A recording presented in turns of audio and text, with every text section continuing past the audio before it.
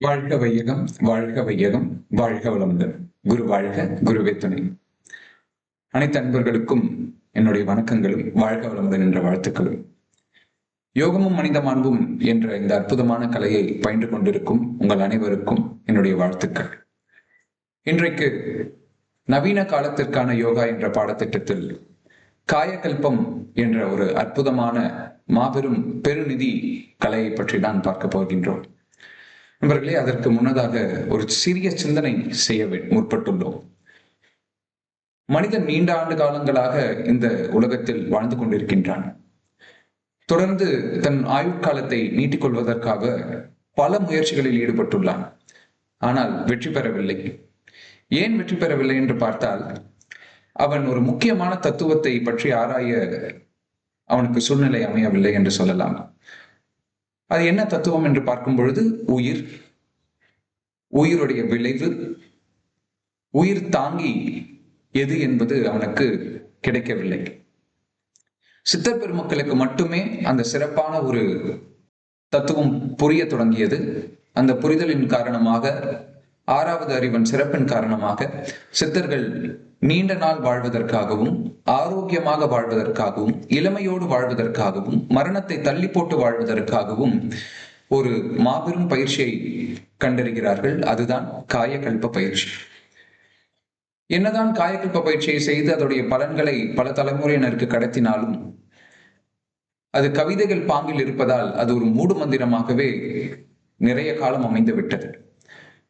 நமது ஆசான் வேதாத்ரி மகரிஷி அவர்கள் 40 ஆண்டு கால தொடர் ஆராய்ச்சியின் விளைவாய் இன்றைக்கு அந்த காயகல்ப கலை நம்முடைய தேவை, சூழ்நிலை, காலத்திற்கு ஏற்றாற்போல், பருவநிலை மாற்றத்திற்கு ஏற்றாற்போல் அதை சிந்தசைஸ் செய்துள்ளார், எளிமையும் படுத்தியுள்ளார்.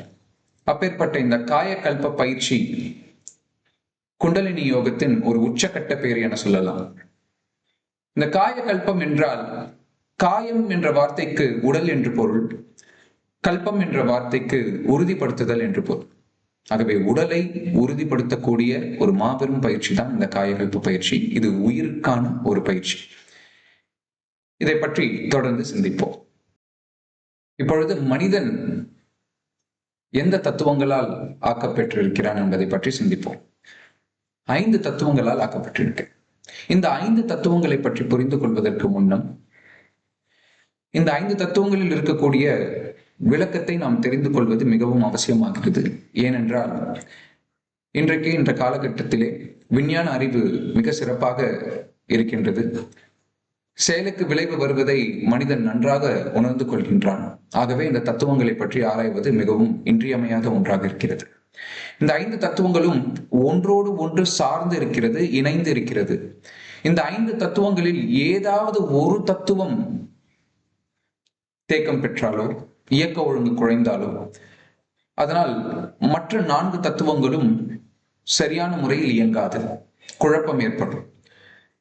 என்ன அந்த 5 தத்துவங்கள் என்று பார்க்கும் பொழுது, உடல், பரு உடல் என்பது முதல் தத்துவம்.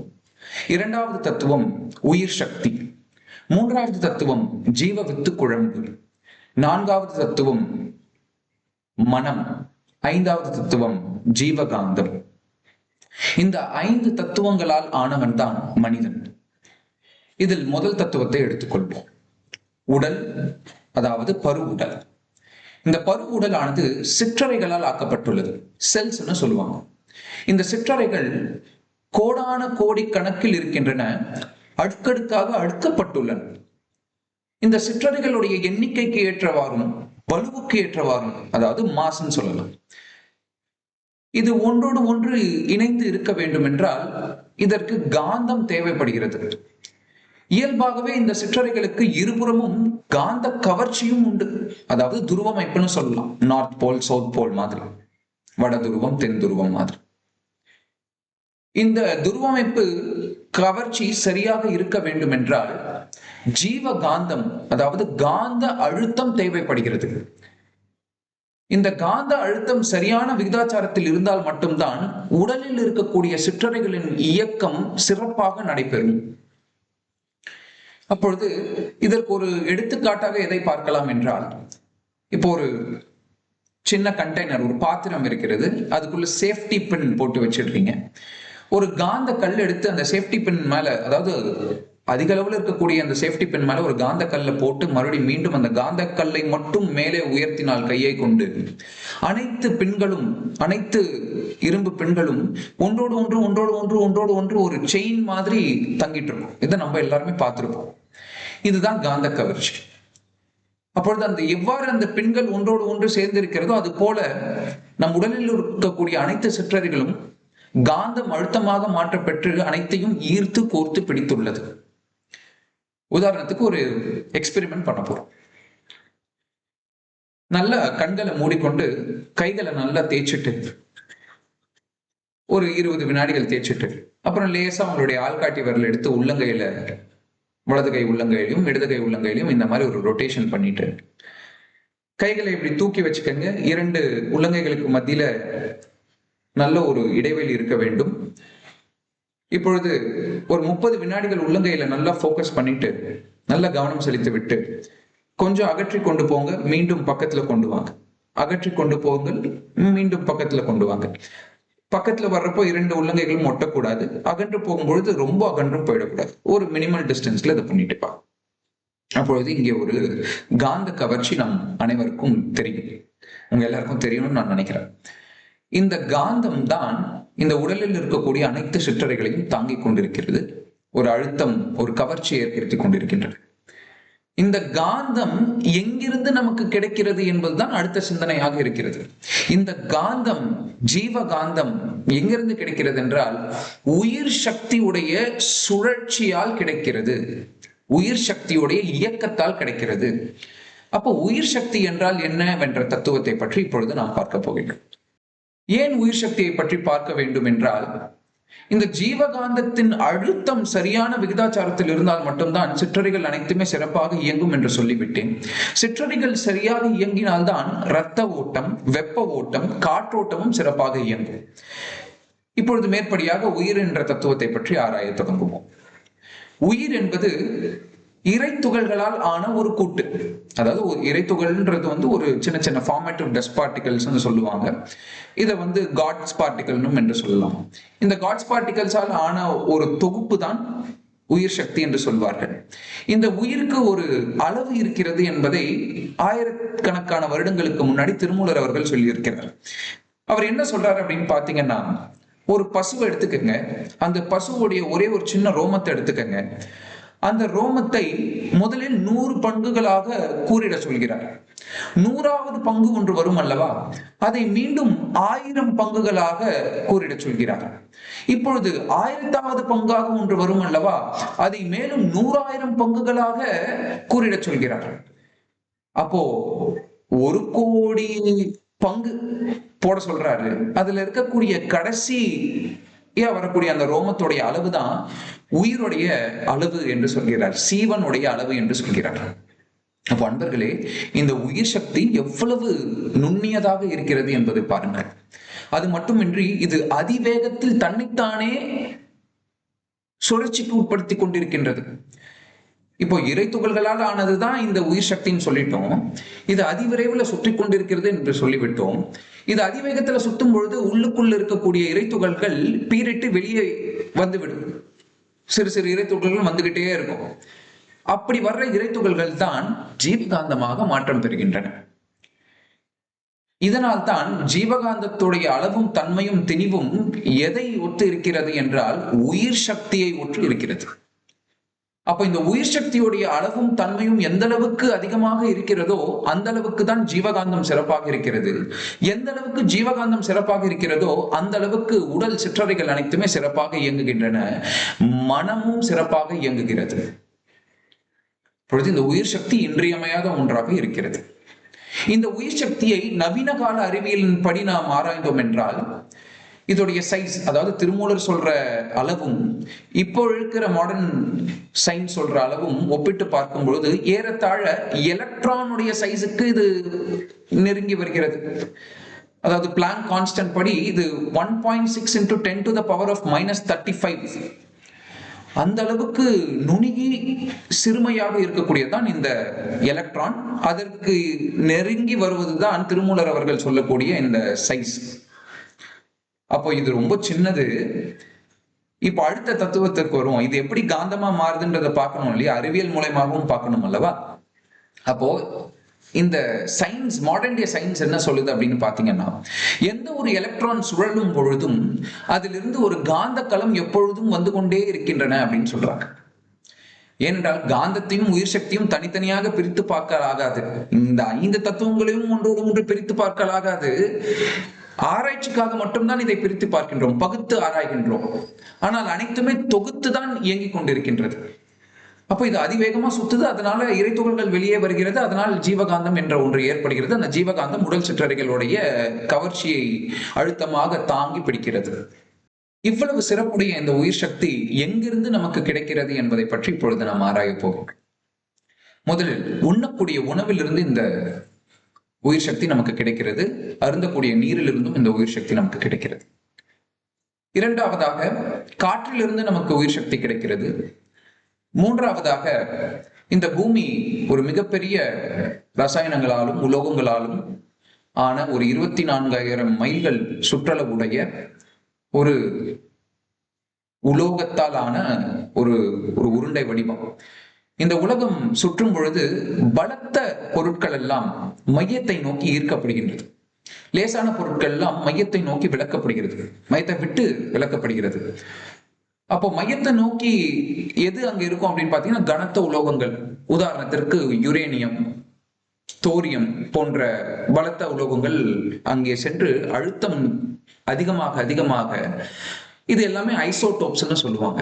ஐசோடோப்ஸ்னா புரோட்டானும் எலக்ட்ரானும் ஒரே விகிதம் இருக்கும், ஆனால் நியூட்ரான்களுடைய எண்ணிக்கை மட்டும் மாறுபடும். இதனால ஒரு ரேடியோ ஆக்டிவிட்டி ஏற்படுகிறது. இந்த ரேடியோ ஆக்டிவிட்டி என்ன செய்யும் என்றால், அந்த அழுத்தம் அதிகமாக அதிகமாக அங்கே ஒரு அட்டாமிக் ஃபிஷன் ஏற்பட ஆரம்பிக்கும். அதாவது ஒரு வெடிப்புத்தன்மை ஏற்படும். அந்த வெடிப்புத்தன்மையால் என்ன ஆகும்னா, தொடர்ந்து ஒரு செயின் ரியாக்ஷன் நடந்து கொண்டிருக்க மையத்திலிருந்து நமக்கு உஷ்ணமாக ஒரு ரேடியோ ஆக்டிவிட்டி இருக்கக்கூடிய, அதாவது உடலை பாதிக்காத, உடல் சிற்றறைகளை பாதிக்காத ஒரு ஆற்றல் பூமியுடைய மையத்திலிருந்து புறப்பட்டு வந்து கொண்டே இருக்கின்றது. அதுவும் நமக்கு உயிர் சக்தியின் ஒரு பங்குதாரராக இருக்கிறது. நான்காவதாக எங்கிருந்து இந்த உயிர் சக்தி கிடைக்கிறது என்றால், வானியலில் இருக்கக்கூடிய, வானத்தில் இருக்கக்கூடிய நட்சத்திரங்கள் மற்றும் கோள்கள்.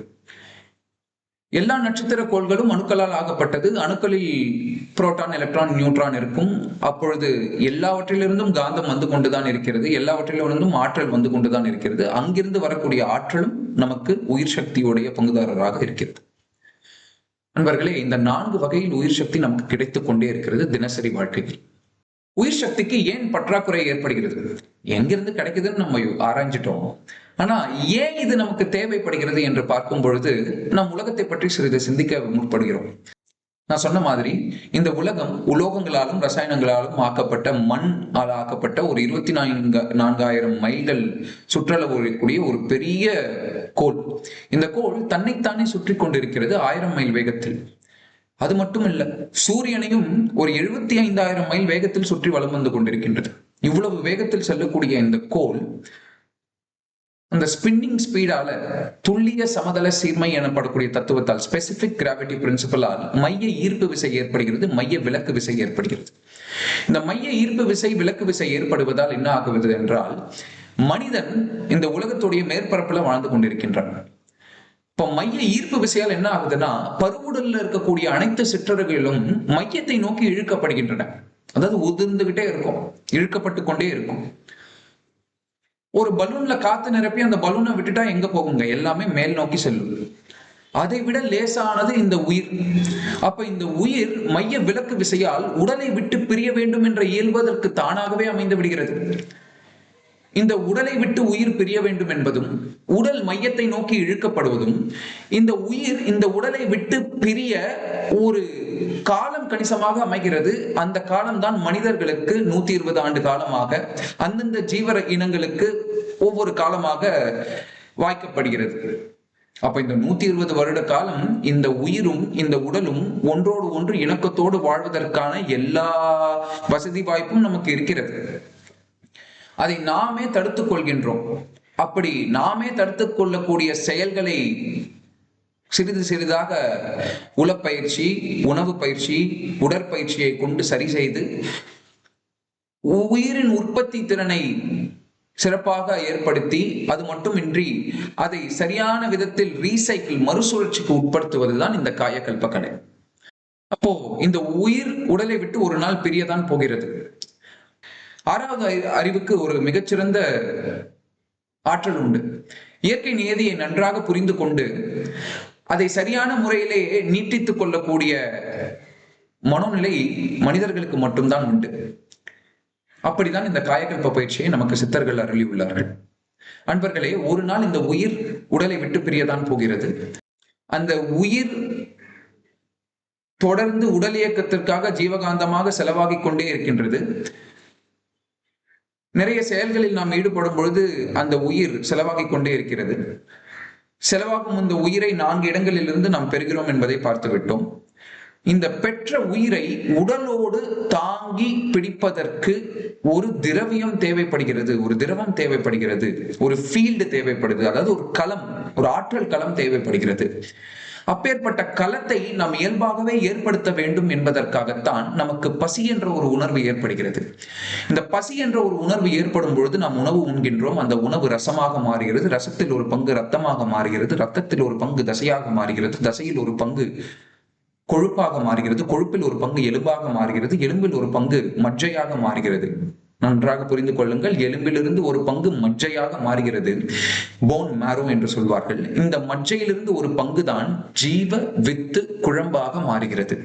இது ஆண்களுக்கு சுக்கிலம் என்றும், பெண்களுக்கு சுரோனிதம் என்றும், ஆண்களுக்கு விந்து என்றும், பெண்களுக்கு நாதம் என்றும் இதை குறிப்பிடுகிறோம். பண்டைய கால அனைத்து பாடல்கள், சித்தர் பாடல்களிலும் இது அதிக அளவில் குறிப்பிடப்பட்டுள்ளது. அப்பொழுது இந்த ஜீவ வித்து குழம்பு தான் ஒரு பேட்டரியை போல், ஒரு பேட்டரியை எடுத்துக்கொண்டோமே ஆனால், ஒரு யூபிஎஸ் பேட்டரி நம்ம வீட்டில் எல்லார்கிட்டையும் இருக்கும். அதுல பார்க்கும் பொழுது உள்ளே இருக்கக்கூடிய பேட்டரியில் ஆசிட் அல்லது ஆல்கலைன் எப்பொழுதும் இருந்து கொண்டே இருக்கும். அதுதான் அதில் இருக்கக்கூடிய அந்த மின் சக்தி, அந்த எலக்ட்ரான்ஸ், அதோடைய சார்ஜ் அதை தாங்கி பிடிக்கிறது. அது போலதான் உயிர் சக்தி எனப்படக்கூடிய எலக்ட்ரான்ஸை நம் உடலோடு தாங்கி பிடிப்பது இந்த ஜீவ வித்து குழம்பு. இந்த ஜீவ வித்து குழம்புடைய அளவும் தன்மையும் சிறப்பாக இருந்தால், இது தாங்கி பிடிக்கக்கூடிய உயிர் சக்தியுடைய அளவும் தன்மையும் சிறப்பாக இருக்கும். உயிர் சக்தியுடைய அளவும் தன்மையும் சிறப்பாக இருந்தால் ஜீவகாந்தத்தின் அளவும் அதோடைய திணிவும் சிறப்பாக இருக்கும். ஜீவகாந்தத்தின் அளவும் தன்மையும் சிறப்பாக இருக்கும் பொழுது உடல் இயக்கமும் மன இயக்கமும் சிறப்பாக நடைபெறும். ஆக அன்பர்களே, இதுதான் இதில் இருக்கக்கூடிய இந்த தத்துவங்களுக்கு இருக்கக்கூடிய ஒரு இணக்கம். இதை சரியாக புரிந்து கொள்ளாமல் நாம் செய்யக்கூடிய செயல்கள் இந்த தத்துவங்களில் இருக்கக்கூடிய இணக்கத்தை முறித்து விடுகிறது. அந்த முறிவே இயக்க ஒழுங்கை கெடுத்து இரத்த ஓட்டம், வெப்ப ஓட்டம், காற்றோட்டத்தை தேக்கத்தோடோ இல்ல திசை மாற்றத்திற்கு உட்படுத்தி உயிரை இந்த உடலை விட்டு விலகச் செய்கிறது. அந்த 120 ஆண்டுகளுக்கு உட்பட்ட கால நேரத்திலே. அப்போ இந்த உயிரை சரியாக வைத்துக் கொள்ள வேண்டும், ஜீவகாந்தத்தை சிறப்பாக வைத்துக் கொள்ள வேண்டும், உடலையும் மனதையும் சிறப்பாக வைத்துக் கொள்ள வேண்டும் என்றால் இந்த ஜீவ வித்து குழம்பு தான் உயிர் தாங்கியாக இருக்கிறது என்பதை வேதாத்ரி மகர்ஷி அவர்கள் சித்தர்கள் கொடுத்த சான்றுகளிலிருந்து சிறப்பாக அதை எடுத்து விட்டார். அப்பேற்பட்ட ஜீவ வித்து குழம்பு எங்க அதிகமா உற்பத்தி ஆகுதுன்னு பாத்தீங்கன்னா மூளையில் தான் உற்பத்தி ஆகுது. ஏன்னா நம்ம சொன்னது மஜ்ஜை இருப்பதிலேயே பெரிய மஜ்ஜை எது? நம்மளுடைய மூளை. இந்த மூளையில அதிக அளவுல உற்பத்தி ஆகுது. உற்பத்தி ஆகி சிறுக சிறுக என்ன ஆகுதுன்னா உடல் முழுக்க அது அந்த ஜீவவித்து குழம்பு கொஞ்சம் கொஞ்சமாக டிஸ்ட்ரிபியூட் செய்து மின் சக்தியாக கடத்தப்பட்டு உடலில் இருக்கக்கூடிய அனைத்து சிற்றறைகளும் உறுப்பு மண்டலங்களும் கட்டமைக்கப்படுகின்றன. 14 வயதுக்கு அப்பால், அதுக்கப்புறம் இருக்கக்கூடிய காலத்துல இதற்கு மேல உடல் இயக்கம் பெரிதாக, உடல் இயக்கம் இருந்தால் போதும், ஆனால் உடல் இயக்கத்திற்கு மேலாக இருக்கக்கூடிய சர்ப்ளஸ் ஜீவவித்து குழம்பு, அதாவது அதீதமான ஜீவவித்து குழம்பு எங்கே செல்வது என்று தெரியாமல் இயற்கை நியதிக்கு உட்பட்டு சென்டர் ஆஃப் கிராவிட்டி, அதாவது ஸ்பெசிபிக் கிராவிட்டி, துல்லிய சமதள சீர்மையின் பிரகாரம் இந்த உடலுக்கு என்ற ஒரு மையம் இருக்கிறது. அதுதான் மூலாதாரம், முதுகுத்தண்டுக்கு கீழ்ப்பகுதியில். அந்த பகுதிக்கு தங்கி விடுகிறது. அங்கே தங்கிய இந்த ஜீவவித்து குழம்பு மீண்டும் கம்ப்ளீட்டா ஃபுல்லாகி வெளியே வர வேண்டும் என்ற அந்த இயல்புக்கு வரும் பொழுதுதான் அது பியூபர்ட்டி என சொல்கின்றோம். அதாவது ஒரு ஆணோ பெண்ணோ பருவம் அடைந்து விட்டார்கள் என்று சொல்கின்றோம். ஏன் இந்த வித்து குழம்பிற்கு அவ்வளவு முக்கியத்துவம் கொடுக்கிறோம் என்றால், இது 40 ஆண்டு காலம் வரை மட்டும்தான் சிறப்பான உற்பத்திக்குள் அந்த நிலையை எட்டும். 40 ஆண்டுகளுக்கு பிற்பாடு இது தளர்ச்சியை நோக்கிதான் செல்லும். அப்போ இந்த 40 ஆண்டுகள் நம்ம எவ்வாறு இதை ஜீவவித்து குழம்பை சரியான செயல்கள் மூலயமாகவும் சரியான யோக பயிற்சிகள் மூலயமாகவும் மேலாண்மை செய்கிறோமோ அதை பொறுத்து மட்டுமே நாம் அதற்கு பின் வாழக்கூடிய வாழ்க்கை என்பது நிர்ணயிக்கப்படுகிறது. அன்பர்களே, அப்போ இந்த ஜீவ வித்து குழம்பு 40 ஆண்டு காலம் வரை சிறப்பாக உற்பத்தி ஆகிறது. ஏன் இத்தனை சிறப்பு இந்த ஜீவ வித்து குழம்புக்கு என்றால் நன்றாக யோசிக்க வேண்டும். ஒரு சிசுவுடைய ஆரோக்கியம் தாய் தந்தையினருடைய விந்து நாதம் இது இரண்டையும் பொறுத்தே அமைகிறது. அதே போல ஒரு குழந்தை பருவமடைந்த பிற்பாடு மூளையில் இருக்கக்கூடிய அந்த ஜீவவித்து குழம்பு முதுகுத்தண்டு வழியாக மூலாதாரத்திற்கு வந்து சேரும் பொழுது உடலில் எப்பேற்பட்ட மாற்றங்கள் ஏற்படுகின்றது என்பதை பாருங்கள். உதாரணத்துக்கு நம் உடலை ஒரு காந்த தகடாக எடுத்து கொண்டோம் என்றால் இது வடதுருவமாகவும் இது தென்துருவமாகவும் பார்த்தோமேயானால் மேக்னெட்டிக் ஃபீல்ட் லைன்ஸ் என்பது காந்த அலைகள் என்பது ஒன்றோடு ஒன்று இணைந்திருக்கும். இப்பொழுது கீழே இருக்கக்கூடிய அந்த ஜீவ வித்து குழம்பு 14 வயதுகளுக்கு அப்புறம் வந்து சேர்ந்த பிற்பாடு உடலில் எத்துணை மாற்றம் ஏற்படுகிறது என்று பாருங்கள். இடை பெறுகிறது, தோள்பட்டை பெருகுகிறது. அது மட்டும் இல்லாமல் ரசாயன மாற்றங்கள் அதிக அளவில் உடலில் ஏற்படுகிறது. சிந்திக்கும் திறன் மாறுபடுகிறது, பால் கவர்ச்சி ஏற்படுகிறது. இவ்வளவு செயல்களையும் இந்த ஜீவ வித்து குழம்பு தான் செய்கிறது, இந்த உபரியான இருக்கக்கூடிய ஜீவ வித்து குழம்பு. அது மட்டுமின்றி இப்பொழுது நாம் இறப்பை பற்றியும் பார்க்க வேண்டும். ஜனனம் பத்தி பார்த்து விட்டோம், வாழ்க்கைக்கு தேவையாக இருப்பதும் இந்த ஜீவ வித்து குழம்பு தான் என்பதை பார்த்து விட்டோம். அதற்கு பிற்பாடு இருக்கக்கூடிய மரணத்தை பற்றி இப்பொழுது நாம் பார்க்கவிருக்கின்றோம். இவர்களே, இந்த 5 தத்துவங்களில், அதாவது உடல், பரு உடல், ஜீவ வித்து குழம்பு, உயிர் சக்தி, ஜீவகாந்தம், மனம், இந்த 5இல் எங்கே குழப்பம் ஏற்பட்டாலும், இயக்க ஒழுங்கு சீர்கெட்டாலும், இரத்த ஓட்டம், வெப்ப ஓட்டம், காற்றோட்டத்தில் தடை ஏற்பட்டாலோ அல்லது அங்கே இருக்கக்கூடிய ஓட்டம் திசை மாற்றம் அடைந்தாலோ குழப்பம் அடைந்தாலோ அதை சரி செய்வதற்காக உயிர் சக்தி அங்கே விரைந்து ஓடி செல்லும். அந்த உயிர் சக்தியால் விரைந்தோடி செல்லும் பொழுது துருவமைப்பில் சிற்றறைகள் இருக்கக்கூடிய துருவமைப்பில் ஒரு சிறு மாற்றங்கள் ஏற்படும். அப்பொழுதுதான் அதை வலியாக நாம் உணர்கிறோம். அது காலத்தாலும் நேரத்தாலும் அளவாலும் அது நீட்டிக்கும் பொழுது அது நோயாக மாறுகிறது. நோயாக மாறிய பிறகு இந்த உயிர் சக்தி ஒரு சுழற்சிக்குள்ளேயே இருக்க வேண்டும். நன்றாக புரிந்து கொள்ளுங்கள். எவ்வாறு ரத்தம் இருதயத்தை மையமாக வைத்து சுழன்று கொண்டிருக்கின்றதோ, சுழற்சியை நடத்தி கொண்டிருக்கிறதோ, எவ்வாறு வெப்பம் வயிற்று மண்டலத்தை சார்ந்தவாறு சுழற்சி நடந்து கொண்டிருக்கிறதோ, அதே போல எவ்வாறு காற்று இந்த நுரையீரலை மையமாக வைத்து சுழற்சி நடத்தி கொண்டிருக்கிறதோ, இந்த உயிர் ஜீவ வித்து குழம்பு, அது மட்டும் இல்லாமல் ஜீவகாந்தம், இந்த 3மே மூலாதாரத்தையே மையமாக வைத்துக் கொண்டிருக்கிறது. இப்பொழுது ஒரு இடத்தில் மட்டும் சிற்றறைகள் சரியாக இயங்க முடியாமல் இரத்த ஓட்டம், வெப்ப ஓட்டம், காற்றோட்டம் உருகுலைந்து போகும் பொழுது உயிர் சக்தி அங்கே வந்து அந்த தேக்கத்தை சரி செய்ய வேண்டும் என்று வரும் பொழுது, உயிர் சக்தியால் ஒரு காலத்திற்கு மேல் முடியாமல் போகும் பொழுது இந்த சுற்றோட்டம் என்பது முற்றிலுமாக தடைப்பட்டு விடுகிறது. அப்படி தடைப்பட்டு விடும் பொழுது இந்த உயிர் சக்தியானது ஏதாவது ஒரு துவாரம் வழியாக வெளியேறி விடுகிறது. அப்படி வெளியேறும் பொழுது வித்து குழம்பையும் அதாவது உயிர் சக்தியை தாங்கக்கூடிய வித்து குழம்பையும் வெளியே கொண்டு வந்து விடுகிறது, அதாவது உடலை விட்டு வெளியேறி விடுகிறது. இதைதான் மரணம் என்று சொல்கின்றோம். இது இயல்பாகவே ஒரு 120 ஆண்டு காலம் வரை நமக்கு இந்த தாங்கும் சக்தி இருக்கும். இயற்கையாகவே நம்மால் அதை சரியான வாழ்வியலை தேர்ந்தெடுத்தால் வாழ முடியும். ஆனால் சரியான செயல்களை செய்யாத பொழுதுதான் இந்த மரணம் சீக்கிரமாகவே நமக்கு சம்பவிக்கிறது. அன்றுகளே, இந்த ஜீவ வித்து குழம்பு மரணத்தின் பொழுதுதான் முற்றிலுமாக வெளியேறி உயிர் சக்தியும் வெளியே கொண்டு வந்து விடும், அந்த ஓட்டங்களில் ஏதாவது தடை ஏற்பட்டால். ஆனால் தினசரி வாழ்க்கையிலும் இந்த ஜீவ வித்து குழம்பு நீர்த்து போகிக் கொண்டேதான் இருக்கிறது. உதாரணத்திற்கு அந்த பேட்டரியை எடுத்துக்கிறோம். அந்த பேட்டரியில வந்து ஓவர் யூசேஜ் பண்ணாலோ, இல்ல அதை அலட்சியப்படுத்திட்டாலோ, இல்லைன்னா வந்து அதை முரண்பாட்டான யூசேஜ் செய்தாலோ என்ன ஆகும் என்றால், அந்த பேட்டரியில் இருக்கக்கூடிய அந்த ஃபீல்டு, அதாவது அந்த தண்ணி, அந்த நீர், ஆசிடோ ஆல்கலைனோ ஏதோ ஒன்று உப்பி, அந்த பேட்டரி உப்பி அதிலிருந்து வெளியே வர தொடங்கிவிடும். அது போல தினசரி வாழ்க்கையில் சரியான முறையில் நாம் புலனியக்கத்தையும் மன இயக்கத்தையும் உடல் இயக்கத்தையும் சரியாக மேலாண்மை செய்யவில்லை என்றால், தேவையில்லாமல் அதை ஓவர் யூஸ் பண்றதோ இல்ல ஓவர் இன்டெலிஜென்ஸோட இருக்கிறதோ இல்ல அதை அலட்சியப்படுத்திட்டு அதற்கு முக்கியத்துவமே கொடுக்காமல் வாழ்வதோ, இந்த மாதிரி செய்யும் பொழுது இந்த ஜீவவித்து குழம்பு இயல்பாகவே நம் உடலிலிருந்து வெளியேறி கொண்டேதான் இருக்கும். இது எங்கெங்கே எந்தெந்த முறையில வெளியேறுது அப்படின்னு பாத்தீங்கன்னா, மலத்தின் மூலயமாக வெளியே வரும், மூத்திரம் மூலயமாக வெளியே வந்துவிடும், வேர்வை மூலயமாக வெளியே வந்துவிடும். இரவு தூங்கும் பொழுது அதீதமாக இருக்கக்கூடிய ஜீவவித்து குழம்பு either it will come through as a nightfall, wet ட்ரீம்ஸா ஆண்களுக்கு வெளியே வரும், அதுக்கப்புறம் வெள்ளைப்படுதலாக பெண்களுக்கு வெளியேறிவிடும். அதாவது உபரியாக இருப்பதும் வெளியேறிவிடும், ஓவர் யூஸ் பண்ணாலும் வெளியேறிவிடும். இது வெளியேறுவது பிரச்சனையா என்று கேட்டால் சிறிதளவு பிரச்சனை. எப்பொழுது இது பிரச்சனை ஆகிறது என்றால் 40 வருடங்களுக்கு பிற்பாடுதான் இது பிரச்சனையாக இருக்கிறது. அப்பொழுது அதை தீர்த்து கொள்ள வேண்டும் என்றால் வீண் விரயமாகுவதை நாம் தடுக்க வேண்டும்.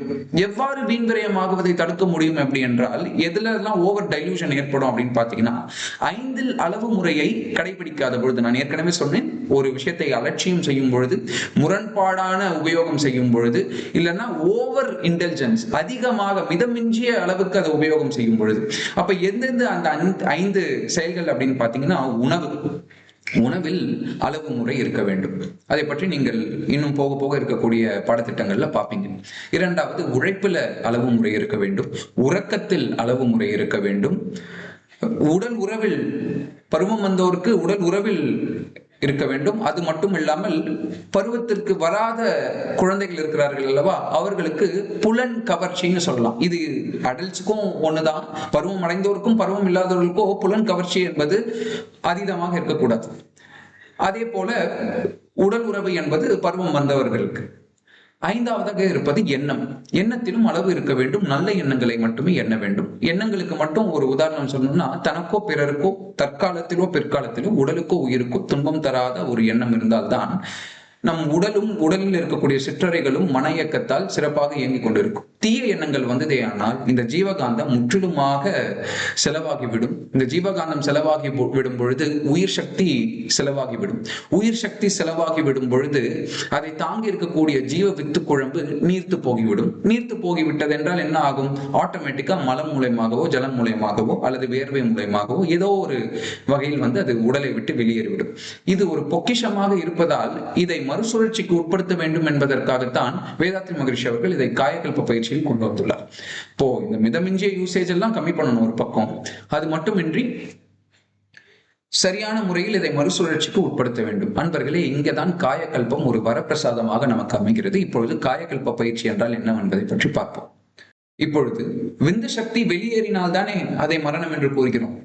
விந்து கமலம் வெளியே வர்றப்பதான் உயிர் அந்த விந்து சரியான விதத்துல அந்த ரத்த ஓட்டம், வெப்ப ஓட்டம், காற்றோட்டத்தை சரியான முறையிலே அதை மேலாண்மை செய்ய முடியாத காரணத்தினால்தான் விந்து நாதம் வெளியே கழிந்து வருகிறது.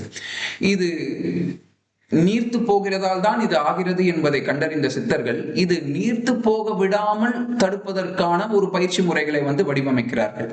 அது மட்டுமின்றி நீர்த்து போகாமல் செய்யக்கூடிய பயிற்சி முறைகளோடு சேர்த்து இதை மறுசுழற்சிக்கு உட்படுத்தக்கூடிய பயிற்சி முறைகளையும் கொண்டு வருகிறார்கள். அப்பேற்பட்ட பயிற்சி தான் இந்த காயகல்ப பயிற்சி. நண்பர்களே, இந்த காயகல்ப பயிற்சியில் மொத்தம் 2 பாகங்களாக சித்தர் பெருமக்கள் வடிவமைத்துள்ளார்கள். அதை வேதாத்ரி மகரிஷி அவர்கள் எளிமையாக நமக்கு கூறியுள்ளார். ஒன்று அஸ்வினி முத்திரை.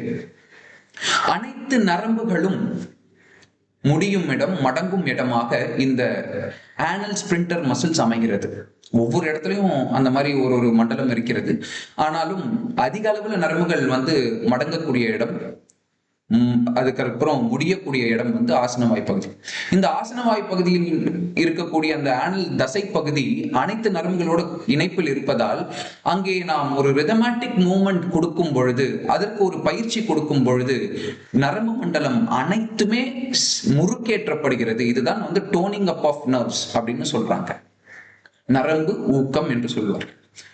நண்பர்களே, கிழட்டு பருவம் என்று சொல்கின்றோம். கிழட்டு பருவம் அதை சரியாக கவனித்தோம் என்றால் கீழே இட்டு என்றால் பூமியுடைய மைய கவர்ச்சி அதிகமாக இருப்பதால் உடலில் இருக்கக்கூடிய சிற்றறைகள் அனைத்துமே மையத்தை நோக்கி ஈர்க்கப்படுவதால் நரம்புகளும் தளர்ச்சி வருகின்றன. நரம்புகள் தளர்ச்சி ஆகும் பொழுது அது கொஞ்சம் கொஞ்சமா கீழ் நோக்கி போகுது.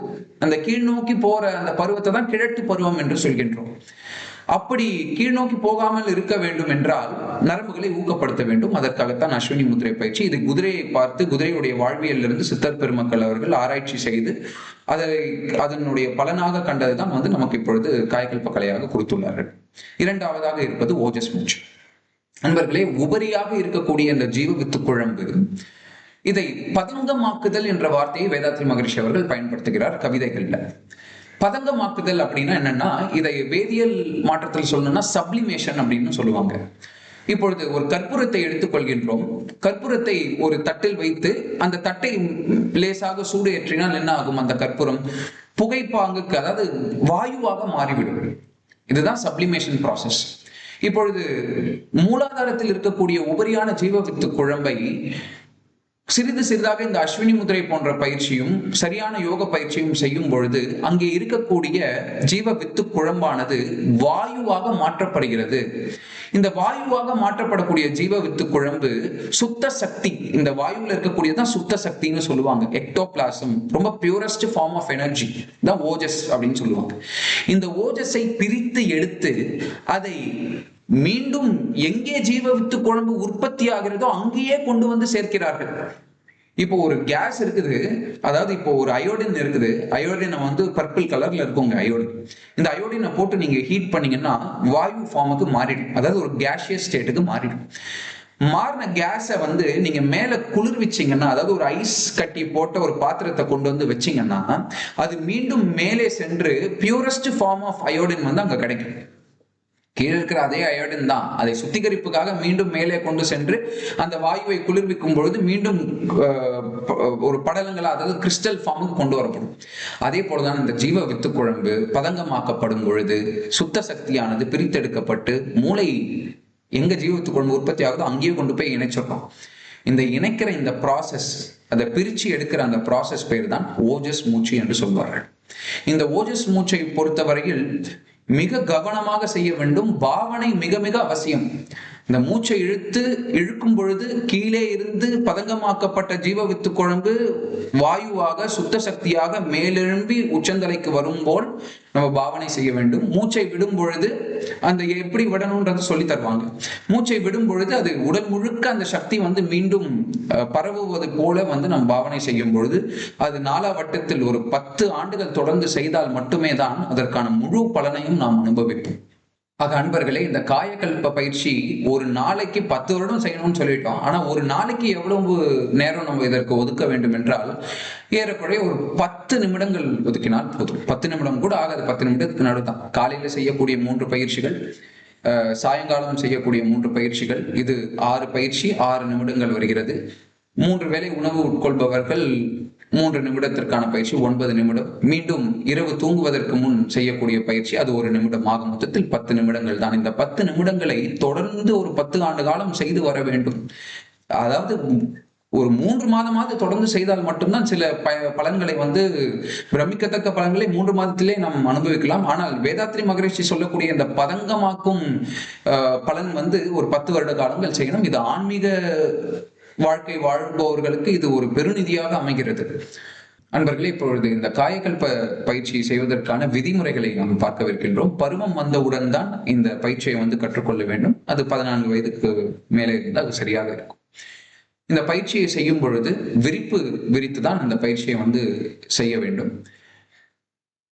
உணவு உட்கொண்டால் 4 மணி நேர இடைவெளி இருக்க வேண்டும். நீராகாரம் உட்கொண்டால் ஒரு அரை மணி நேரம் நீங்க அந்த கேப் விடுறது ரொம்ப ரொம்ப முக்கியமானது. அது மட்டும் இல்லாமல் உணவு அறிந்துவிட்ட உடனே இந்த பயிற்சியை செய்யக்கூடாது. காலையில் செய்யக்கூடிய பயிற்சிகளை காலை மட்டும்தான் செய்ய வேண்டும். மாலையில் செய்யக்கூடிய 3 நிலை பயிற்சிகளை மாலை மட்டும்தான் செய்ய வேண்டும். இரவு உறங்கும் பொழுது செய்யக்கூடிய பயிற்சியை, உறங்குவதற்கு முன் செய்யக்கூடிய பயிற்சியை அப்பொழுது மட்டும்தான் செய்ய வேண்டும். நண்பர்களே, இனிஷியல் ஸ்டேஜஸ், அதாவது ஆரம்ப காலகட்டத்தில் 10 அஸ்வினி முத்திரை, 1 ஓஜஸ் செய்து கொள்ள வேண்டும். இது 10ன்றது கணக்கு போட்டு சொல்லணும்னு அவசியம் இல்லை. 10லிருந்து 15 முறை கூட நீங்க செய்துக்கலாம். அது அந்த உணர்வு உங்களுக்கு கிட்டும் வரை நீங்க அந்த எண்ணிக்கையை நீங்கள் முடிவு செய்து கொள்வதுதான்.